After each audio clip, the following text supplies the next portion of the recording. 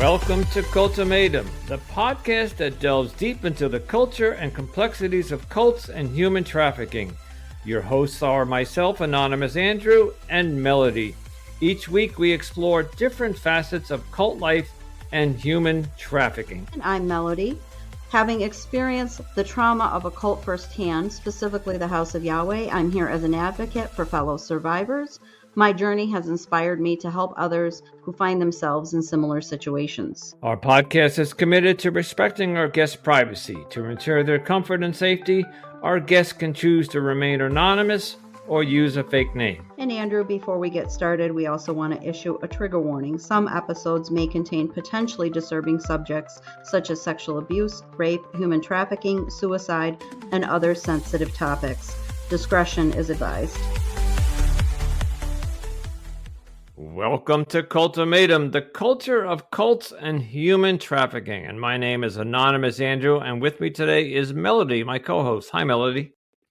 Hi, Andrew. Today we have a special guest. His name is Nick. He's an ex-member of the Israelite Church of God in Jesus Christ. So I'm going to go ahead and introduce Nick. Nick, welcome to the show. Thank you. Thank you for having me. Yes, you're welcome, Nick, and thanks for coming. Thanks for coming forward.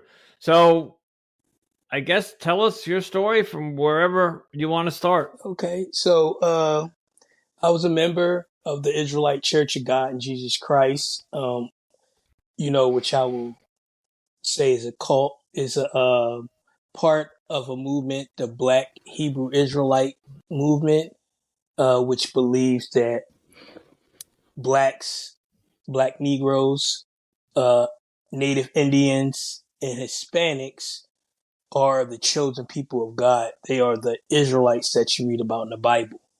And they believe that the Negroes that came here on slave ships are the children of Judah.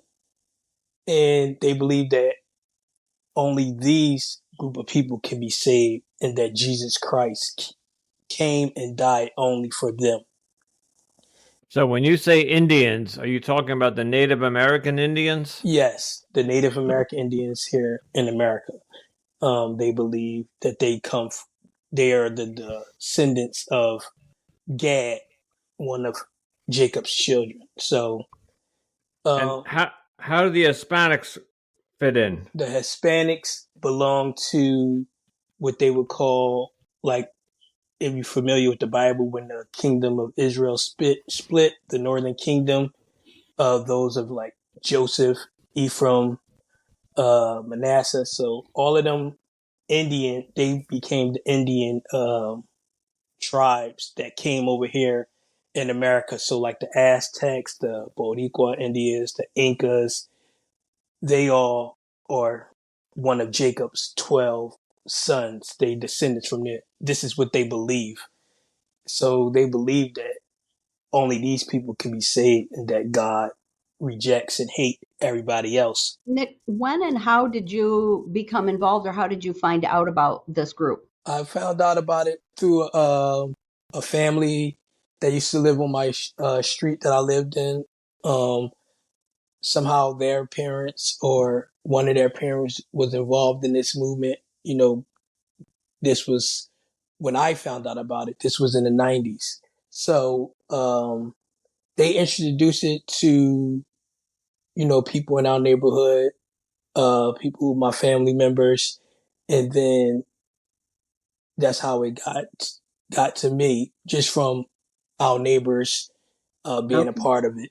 And so around 1999 is when I came into the church, and I left in 2019. So I was there basically 20 years in this cult, living as a slave. About 2000 and I want to say around that time is when Jermaine Grant, the leader, came about and took over the church. When I first started, they had 4 guys that was leading, and then Jermaine usurped their authority and took over the church around 2001. he fully came into power about 2004 by claiming that he was the Holy Spirit in the flesh. Um, God sent him the Holy Spirit as a man incarnated on the earth, and that was him. And this is what we believe, and this is how he was able to gain full control of the organization. You answered my question. How old were you when you said 1999? How old were you? I was 20, I believe. Yeah, Okay.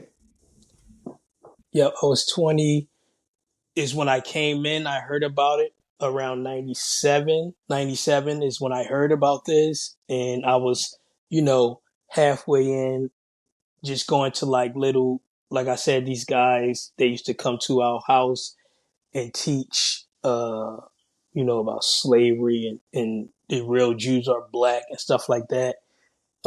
So about 97 is when I heard and start diving into it.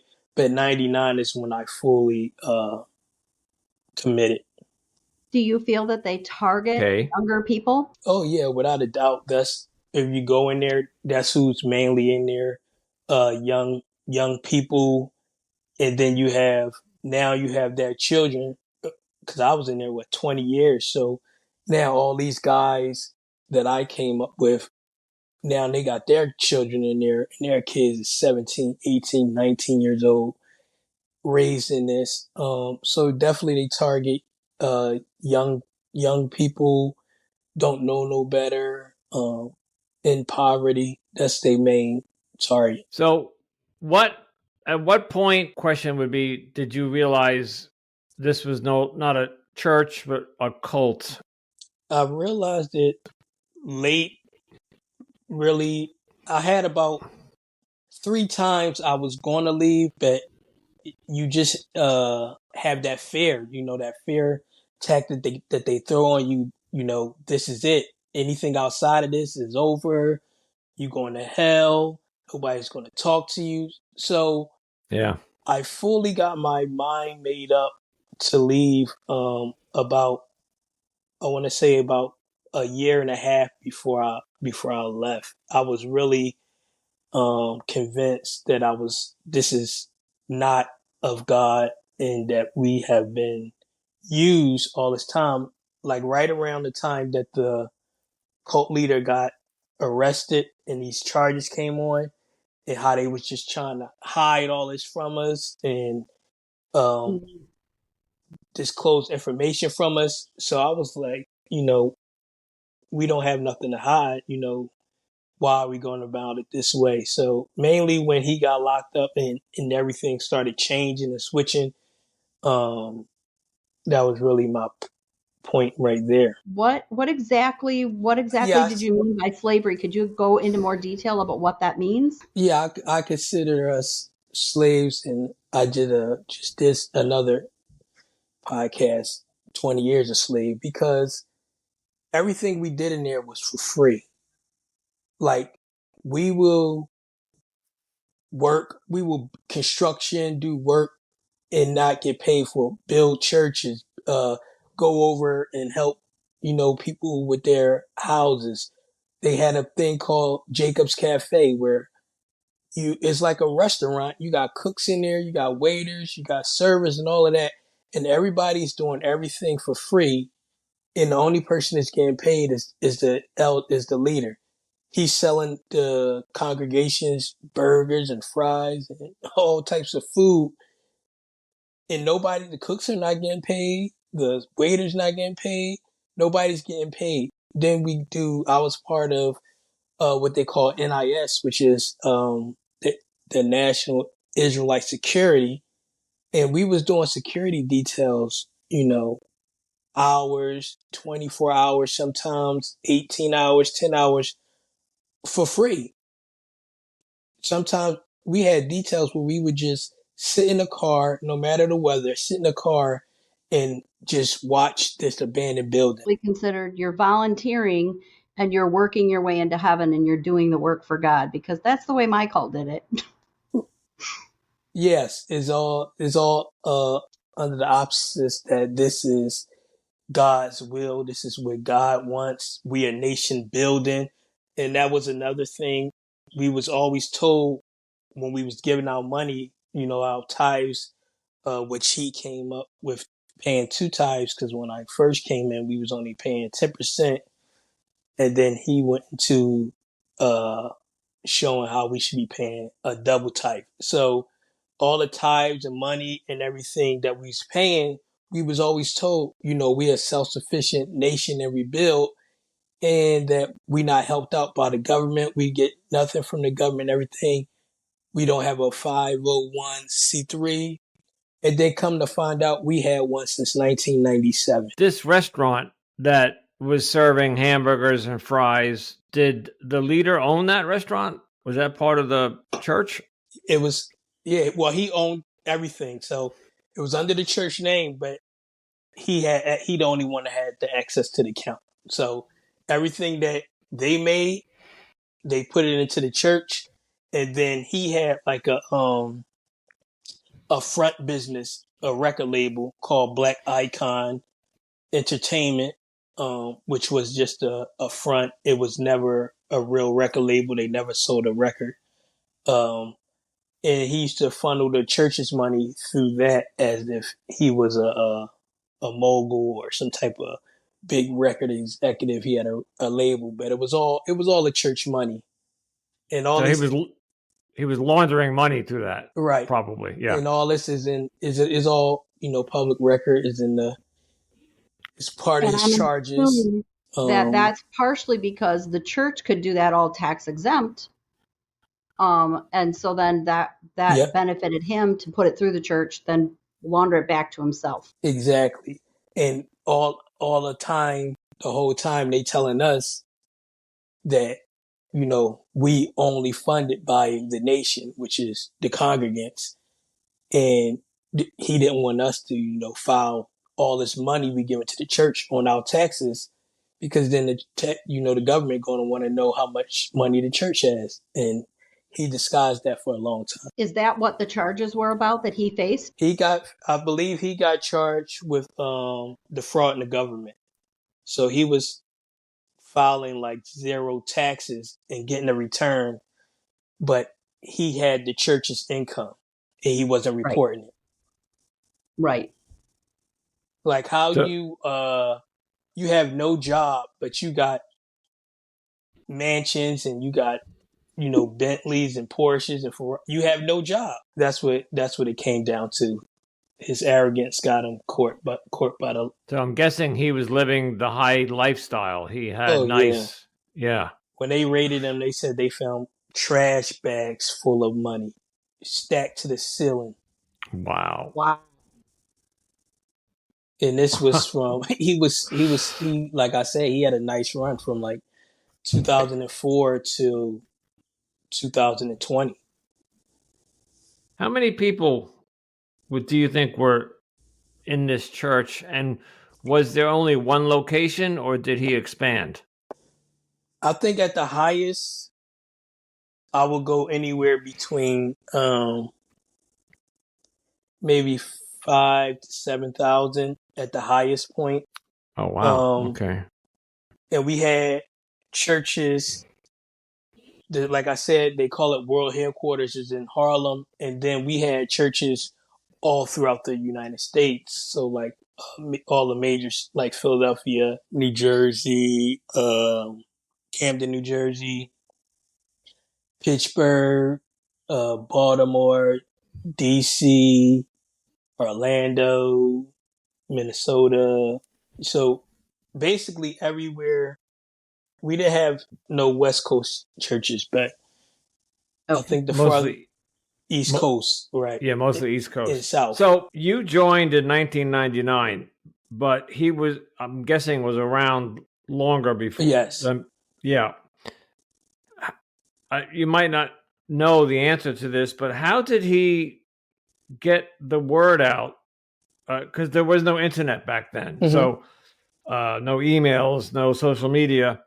How did he expand to New Jersey and Philadelphia? And because you might not know, but what happened was these, New York, that's the mecca of it all. So it's people always going to New York. So and what they would do is, like I said, this Black Hebrew Israelite thing is not new. So it's been around the 70s, the 60s, 50s.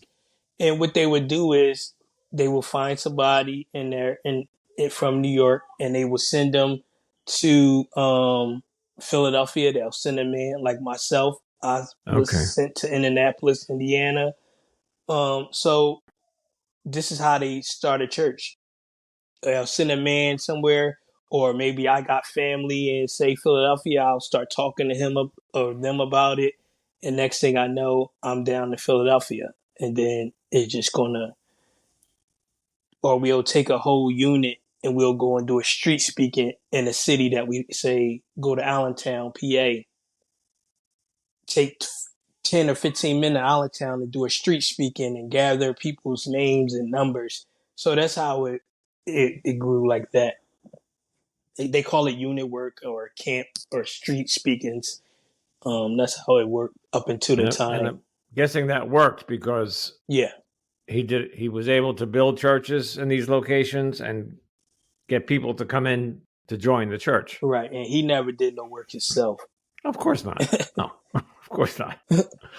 So while you were there, what else did you see? So you talked about free labor. He had everybody working for free, which is very common in cults. Did you see anything else that was? I seen a lot. One thing, a tactic they used to do, they go by this thing called the ranking system. So you'll have a rank, which you evaluated on monthly, and they will try to take away your rank, what they call bust you or promote you, depending on, what you're doing or how Tazadaki, that was his fake Hebrew name, but the way they do it, they have you in so much fear of losing your rank that you're willing to do any and everything. So you'll have people you invite over to your house, just to chill out or whatever, and they'll be in your house trying to get information on you and go and report it back, or you'll tell somebody something, confide in them, and then the next thing you know, it's getting reported back. So this is how everything was operated. It was like basically everybody was trying to be that good person for the leader and have something to go run tell him about somebody else. And that's basically how things was running for a long time. What was your ranking? I started off as a recruit, and then I graduated what they call a Hebrew Academy. I became an officer of 100. Then I became a top officer of 5,000.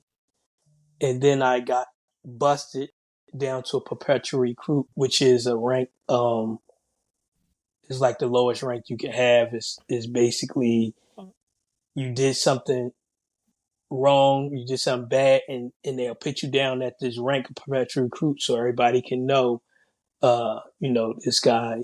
Yeah, it's like the Scarlet Letter. Right. And then I came out of that to a one shield general. So my highest rank there was a one shield general. That's the rank I had when I left.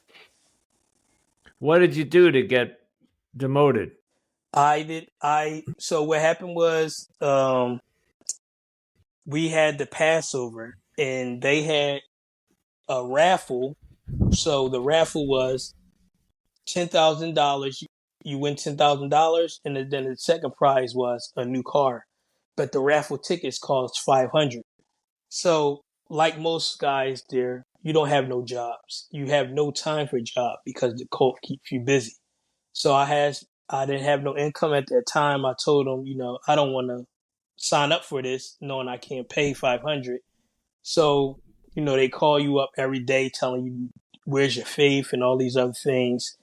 So finally I gave into it, signed my name up, and wasn't able to pay the $500. And so I was summoned to council, and that's when I lost my rank for not paying the $500. Wow. So you don't have a job. No. He's having a raffle where the top. By the way, $10,000 and a car. The car sounds like it. I don't know what kind of car it was, but It was like cars. I think I want to say a Passat, like a Volkswagen Passat. Interesting. Very interesting. So, this was. I'd like to get an understanding of what religion he was preaching. So, was this more like the Jews for Jesus type thing? This is more like they believe that the blacks, Hispanics, and Indians are the biblical Hebrew Israelites that you read about in the Bible, and that all these promises to Old Covenant Israel is for them and them only. And they believe that they under a curse right now for disobeying God's law. And this is why they came into slavery. This is why they're here in America. And one day they believe Black Jesus is going to come back, enslave all whites, Chinese, Arabs, and allow them to go back to the land of Israel and rule for 1,000 years. And then after that 1,000 years is over, they're going to kill everybody, all these nations, and then they're going to go on to everlasting life. Okay, I have two questions. This is what he. Yes. Go ahead, Melody. Oh, my first question is, did you believe or think you were part of the 144,000 written of in the Bible? No, they taught that, but they taught that nobody knows who they are, and we on that path. So they said, do good because you could be a part of the 144,000. They even tried to open up a college, which they sued the city. They wanted to open up a college called the University of the 144,000, where Jermaine Grant, being the Holy Spirit, was going to teach everybody their gift. So far as the 144,000, it comes out, they teach that it comes out of those men that's in that church, but you don't know if it's you or not. You got to stay on that path. Okay. My second question is, did they go by Old Testament teachings? Like, was it very similar to the Jewish teachings? Because I heard you mention Passover. Did you guys celebrate like the Feast of Passover, Tabernacles, Pentecost, those things you did? Yes. So they was all Old Covenant Israel. So they kept the laws except for they didn't keep the laws sacrifice. And they tried to mix the new covenant with the old covenant, things like they was under an order of Melchizedek and under the order of Aaron at the same time. So I don't know how that works, but that's how they was doing it. So yeah, they was more Old Testament, Old Covenant Israelites. How did they treat the women? Because in many cults we hear that the women are subservient. Yeah. They were kept separate. Many different versions of what they did. Was everybody equal? No, not at first, but then Jermaine Grant, he's a smooth operator. So what he did, he started something called the Daughters of Zion Ecclesiastical Institute, which was basically teachings for women where they can go and learn, how to be a woman, basically. And he set up an order called the Elect Ladies. And these were women that had as much authority as men. Like their rank. So this is the ranking structure. You have the Holy God Sent Comforter, which is Jermaine Grant, the Holy Spirit. Under him, you have two holy apostles because they believe in reincarnation. So these were two holy apostles. under him, under the two holy apostles, you have the order of the 12 apostles. So you had 12 guys, they was apostles, but they wasn't holy apostles, just regular apostles. Then under the holy apostles, you have the holy women, which were two younger girls they believe was Jermaine Grant's wives, but they was called holy women. Then under that you had 42 chief priests and the elect ladies. Then under that you had bishops. Then under bishops it was generals, captains, officers, soldiers. So that was the rank. So you had elect ladies. They was over top of, if you was a bishop, elect lady was over you. If you was any rank, the elect ladies was over you in the ranking structure And does that under mean the if you were priesthood. male or female, a Outside of the woman could be priesthood. over you? Yeah, if she was an elect Okay. lady, she was definitely over Okay. you. I just want to make sure I understood But that that was correctly. it. Only the elect ladies. Yeah, only Okay. the elect ladies. Other than that, women, they was the backbone of the church. Because again, most men didn't work. You was at the church 18 hours a day. So most women, that's where the money was coming from. They was the ones with the They were jobs. They was bringing the in money from the ones outside, meaning that, they had jobs out in the world. right, and Okay. or government assistance. Yeah. And then you had, I'm not saying that no men work, but the majority of men, if they did have a job, it was never over 6 months. How does he? Where did all those bags of cash come from? So it Because could be just selling hamburgers. no, so what we have, he had a DVD. Well, he used to sell his teachings. So every class he teach, he'll record it and then he'll sell it. So that's money right there. Then you had the tithes. You had your regular tithe, and then you had your Passover tithe. So anything I'm paying double right off the bat. Then we had, which is called a priest fund, depending on your rank. Um, if you was in the Hebrew Academy, you're paying $25 a week. If you was above the academy, you're paying $31 a week. And then we had the High Holy Day fund, which was for these, the feast of the Lord. It was a $60 donation for everybody above 12. Anybody outside of 12, it was $25. Except for Hanukkah, was $100. Then when you get to the summertime, you have the family days. So it's 3 of them every summer. That's $60 an adult, 25 anybody under 12. Then you have the Archangel Awards, which tickets can go from $250 from $500 to $100. Then we had garment funds where we had to pay for our garments, and your garment goes from $1,200 down to $750 depending on your rank. So if you're an apostle, it's like $1,200. If you bishop, 1,000, generals down, it's like $750. So then we had, which was our passport IDs.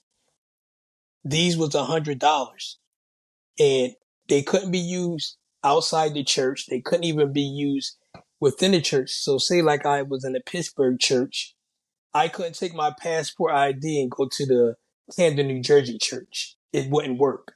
So, and the bad thing about that is it was all 100% profit because, again, members in the church made these IDs free of charge. None of the material was paid for because somebody got the material from their job and made these. So all those $100 was all free.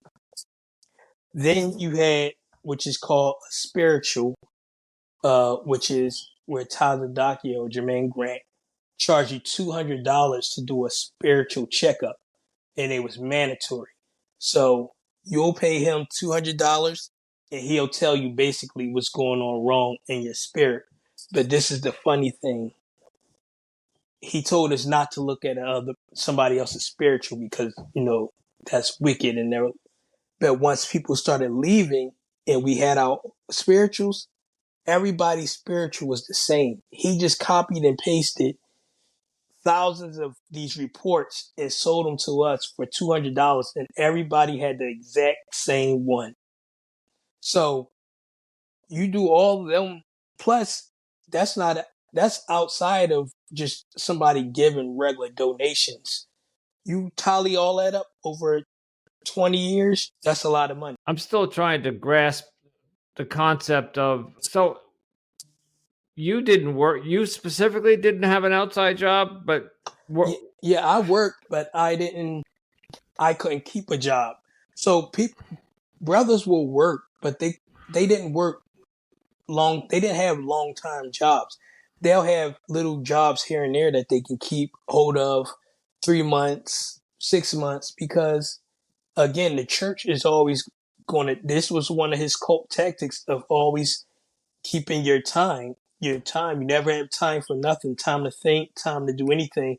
I always tell a story that I was in the cult and living in the same house with my children, my wife and kids, and they can go days without seeing me, and we live in the same house because I will wake up at 6 o'clock in the morning to go to work 7 to 3. From 3 o'clock when I get off, I get something to eat. Then I gotta go straight to the church because I'm part of security for 5:30 because class starts at 7 to 10:30, so we got to be there at 6. I get there around 5:30, 5:45. I'm there till class over 10:30. Then I shut down the building. Then it takes me 2 hours to get home. I get home around 12:30 a.m. My kids is in the bed sleep, and I do this 4 times a week. This is my whole day: work, church, home. Then I get home, I gotta spend some time with my wife. I'm getting to bed about 2, 3 in the morning and gotta be back up at 5, 6. So this is how he kept, and it wasn't just like me with this schedule. This was a lot of people just constantly And taking your that sleep time so you don't deprivation have is time to do also a cult nothing. tactic because that is obviously not enough sleep for Yeah. anybody. Yeah, you But don't have time to in the think when cult, you're. and Jermaine Grant teachings is the body only needs 4 hours of sleep.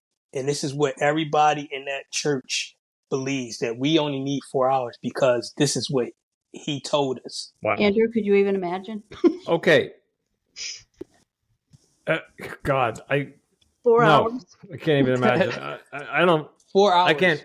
I can't function on less than He said that's 7 all your hours sleep. body, that's all the body needs. And this is why a lot of people in there got health issues. Yeah, exactly. Oh, okay. That brings up another. Yeah, I have a bunch of questions here. Number one, you said your wife and children. So did you meet your wife in the church Yes. when you Yes. did? Okay. Yep. So you got married in the church. You got to go through a process, but yeah, I met her in the church. I met her I was in the Philadelphia church and I got transferred to the Pittsburgh church, and that's where she was at. Did she leave with you? Okay. She left before me. So she left maybe a year before me. Okay. And took the kids? She didn't prohibit them from going if I wanted to take them. We still stayed together. Okay. They tried to separate us, and they told me I should divorce her and things like that, but I didn't believe that. So I stayed with my wife, and she was out for about a year, and I was in, and she was if I wanted to take the boys down to the church, she was fine with it. Jermaine, was he married? Yes, but not the whole time. So he had wives, divorced him. That was my next question. Did he have multiple wives at the same Yeah. time, or Yes. he did? Yes. So again, they believed a man can have more than one wife. So there's plenty of people in there with more than one wife. Oh, So it wasn't limited to him. No. So, okay. That's Old Testament teaching, so I'm not surprised because that's the way my cult went too. Yes. I'm familiar with that. I have to ask this question because it seems to be a common theme among cults. You haven't brought it up, so I'm going to assume maybe it didn't happen. But did you see any signs of sexual abuse, either with minors Oh yeah. or? A lot of people have come forward and testified to it. So Oh yeah, it's okay, there definitely in was. there. Like I said, they believe that the two women called the holy women was Jermaine Grant's wives at the age of 12 years old. So At 12? yeah, Wow. Oh, God. Wow. But he wasn't charged with any of that. He was only charged with the money schemes. he was only charged with the the government came after him. The things that was done in the cult was never Was he the only one brought allowed up. to marry women or girls, I should say, not even women? Those are girls. Was he the only one allowed No, to they marry was girls that young, or was anybody allowed to marry girls that young? no he did it, but women or girls that age were allowed to.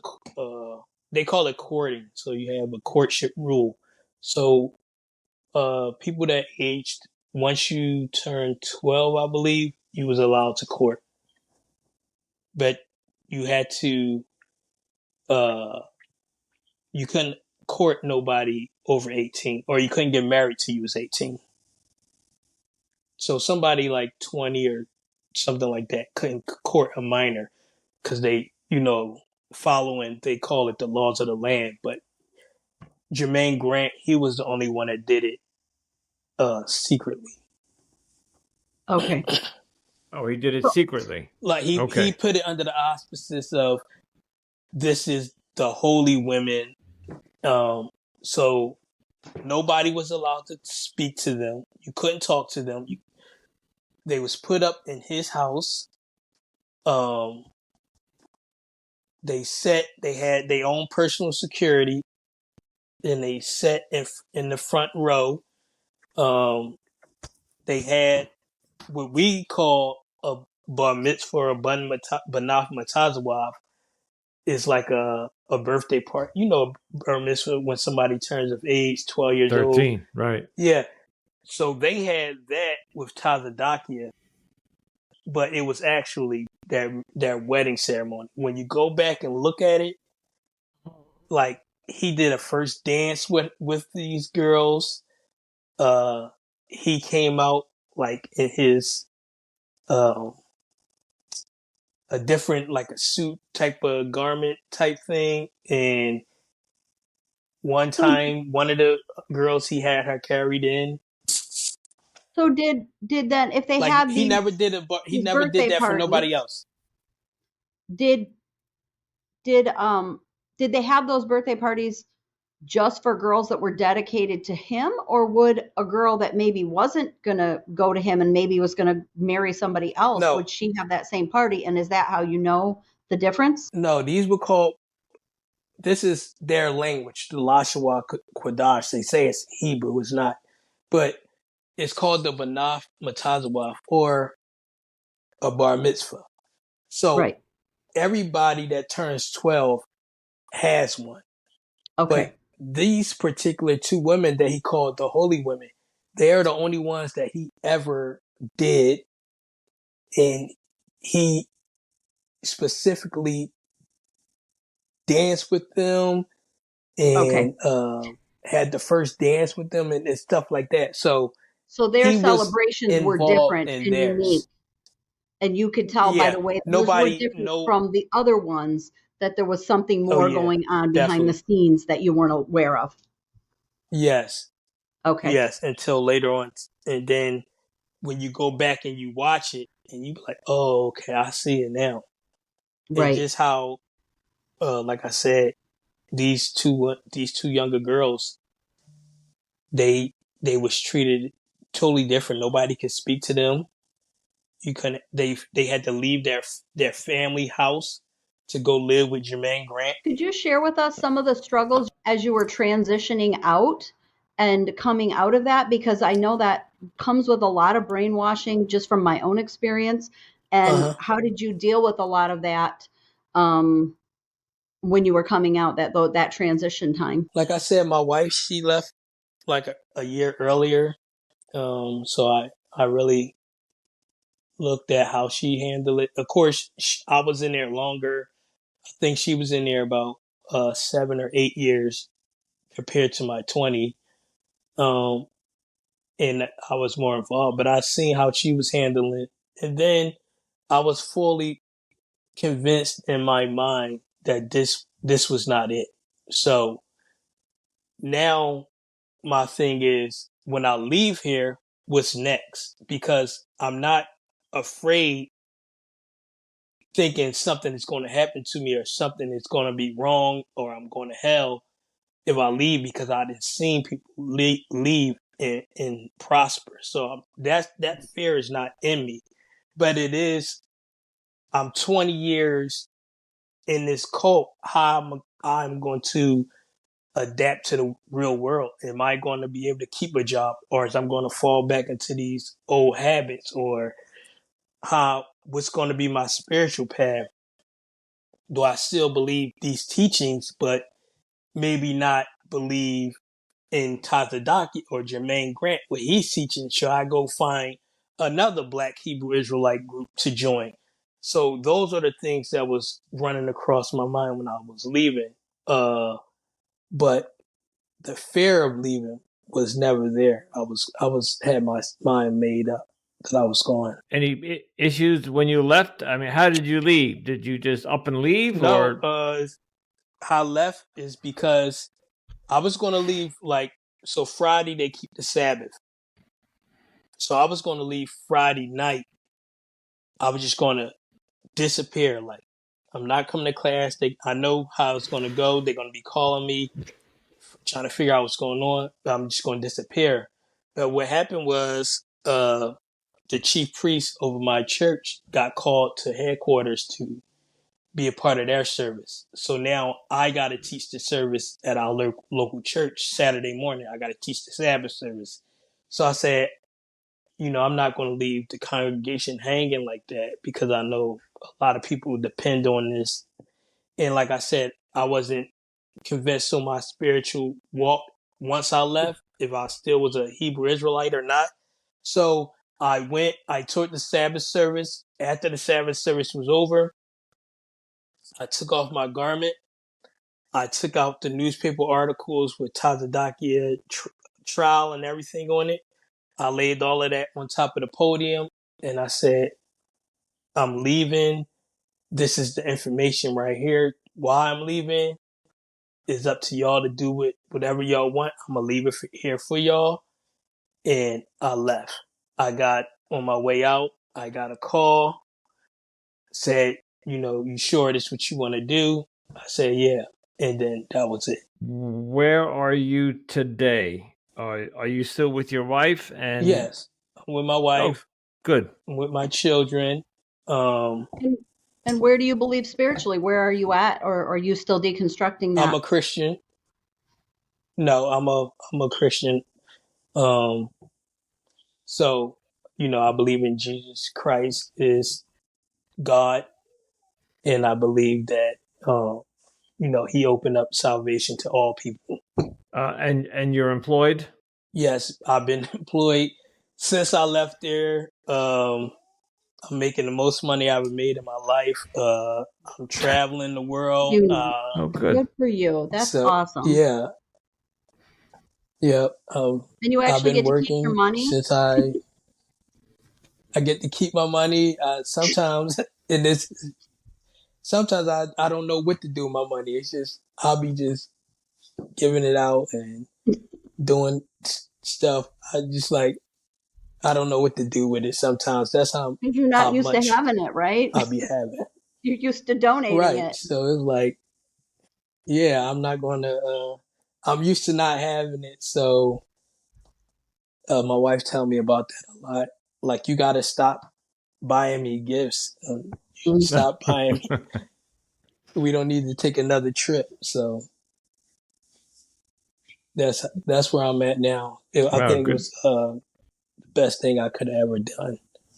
So, in closing, Nick, for Very our good. audience, Well, what would be like your words of advice or the message or the theme you would like to leave off with your interview? I would just tell anybody that has a family that they think is in the cult to continue to work on them and don't shun them away because they might one day wake up and you want to be there for them. And I would tell anybody that's in the cult, when you do leave, you got to go, and a lot of apologies has to be made. That was one of the first things I did when I left is I went and just apologized to a lot of people because I treated them so bad in that cult, and they was always there for me. And I had to, humble myself and make that right. And people that's still in the cult, you know, you hear that you hear that voice or that gut feeling they say or intuition telling you this is not right, you got to trust it and go do your own dive, your own deep dive. Or you don't think something is right, it's hard, but you gotta go and look into it. And it's nothing going to happen to you if you leave a cult. That's something they try to tell you, but right. it's nothing going to happen to you. You're going to come out better. So that'd be 100%, my Nick. advice. It's Just a mental prison they put you in. It's mental yes, because definitely. you believe that those things will happen to you when you leave. But when you leave, for a while you're anxious and you're waiting for it. But I know in my own experience that eventually that anxiety level goes down when you realize, oh, you know, I'm not getting into a car accident and, I'm not getting cancer. All Yeah, these they tell you are going to happen to you if you leave, right? right. And then when you realize they're not happening, Right. you start to relax and you realize it's all in your head. They put it in your brain so you believe it. And that's exactly the things I was glad I didn't have to experience because, like I said, the fear was gone Good. once I knew in my mind I was going to leave. Well, Nick, I can't thank you enough for coming forward and sharing your story. I'm from New York. I live out on Long Island. Okay. And you're telling me that this all happened, the headquarters was in Harlem? 125th in Madison, Wow. 1941 Madison Avenue. I would have never guessed. But of course, New York City is huge Right. and I'm not looking for cults. So I would not have known. But Well, we kind yeah, of are so now, Andrew. but now we are. Yeah. But well, this is why we're doing the podcast, because for years Goodness. this is all going on around not just the USA but the world. All these cults that are getting away and surviving. So let's just, in closing, Jermaine has passed away, correct? Yes, he died. He died on April 1st, April Fool's Day, No kidding. and he told everybody that COVID. And this is the beautiful thing about it. It's on YouTube because, like I said, they record these things. He's on camera telling people that their congregation doesn't have to worry about COVID because it's for the wicked. And he died from COVID. No kidding. Wow. The Wow. irony, huh? Right? The irony, absolutely. So I assume that the church is And still going even in his absence. It's still going and they trying to rebound, but it's people like myself um, that's just got an onslaught of information to keep. speaking out against. Yes, and it's just hard for them to really recover like they want to. So they Right. doing little videos here and there, try to speak against people that have left. They call us the Antichrist, but it's not catching on. People are like, all these people can't be telling lies. Right. Well, thank you again, Nick, Nick, for coming on and speaking your truth and speaking out and trying to Yeah. not only maybe help some of the people that are still there come out, but prevent maybe some people from going in and keeping the word out there. Yes. Thanks for having me. Absolutely. Thanks for coming on, Nick. And the best of luck to you. Yes. Thank you. Yes.